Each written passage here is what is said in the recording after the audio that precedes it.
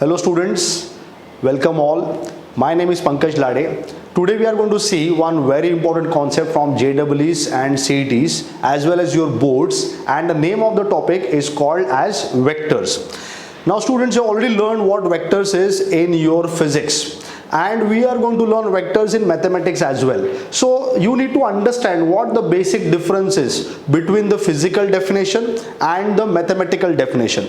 Now, do you know that in physics, if you want to define a vector, it is defined as a physical quantity which needs magnitude as well as direction. Then that physical quantity is called as a vector quantity.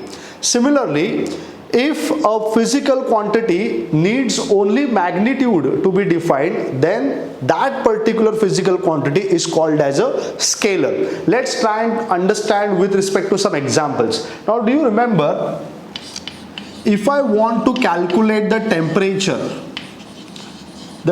of any body, what we need is only the magnitude, isn't it? We don't need direction. Whatever the direction is, the temperature will remain same. But students, if I want to express the physical quantity of velocity, now velocity needs both magnitude as well as direction. So this particular quantity is a vector quantity, whereas temperature can be called as a scalar quantity. Now these were the physical definitions of vectors and scalars. Now we need to understand what the mathematical definition of vector is. Now students, pay attention.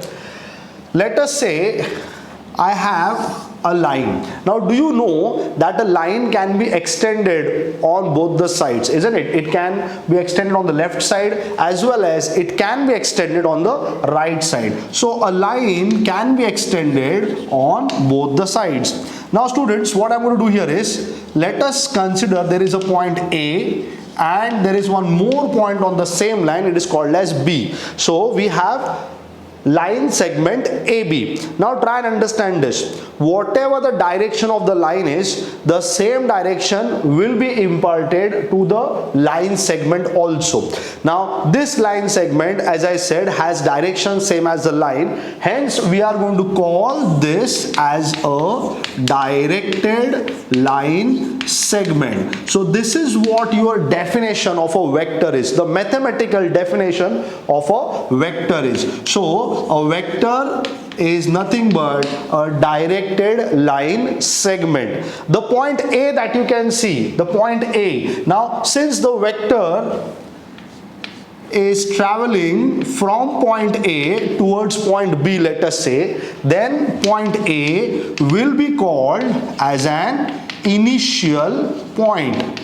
Point A will be called as an initial point, whereas point B is the point where the vector is getting terminated. So point B will be called as a terminal point. So students, to define a vector, what is needed? You need an initial point and you need a terminal point. So this vector will now be denoted as AB bar, or you can also denote it with AB with an arrow on its head. So we have AB bar, or you can say AB with an arrow on its head. So this is how a vector can be represented. Now did you observe that I have made use of capital letters? So whenever you are using capital letters, then you should always have the initial point as well as the terminal point. Then the vector will be denoted with capital letters. Sometimes students, we can also denote a vector by small letters. So for instance, this vector I can name it as, say, P bar. Now whenever we use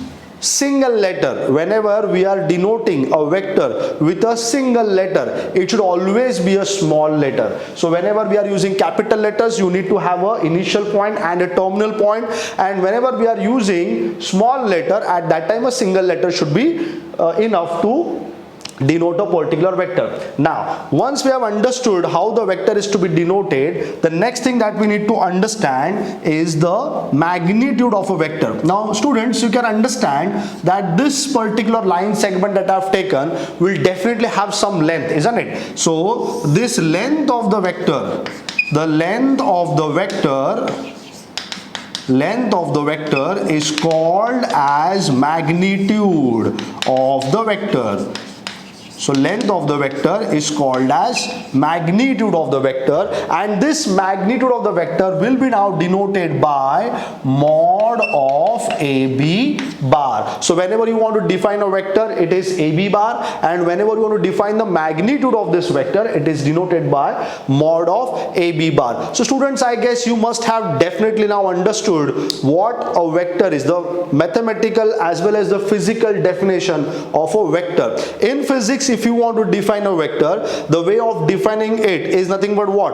A physical quantity which has magnitude as well as direction. That particular physical quantity is called as a vector quantity. But when you need to define a vector in mathematics, you should be telling that a vector is nothing but a directed line segment. Students, there was a question which was asked in a CET exam, that what is a vector, and then there was a fill in the blank, and then the options were given. So many of the students were not aware of this one basic definition of a vector. So now I guess you know what the basic definition of the vector is, and it is nothing but what? It is a directed line segment. So I guess students, you must have understood what the meaning of a vector is. We will be definitely looking into some more concepts of vectors in the coming lectures. I thank you all for watching this video. You all have a great day ahead.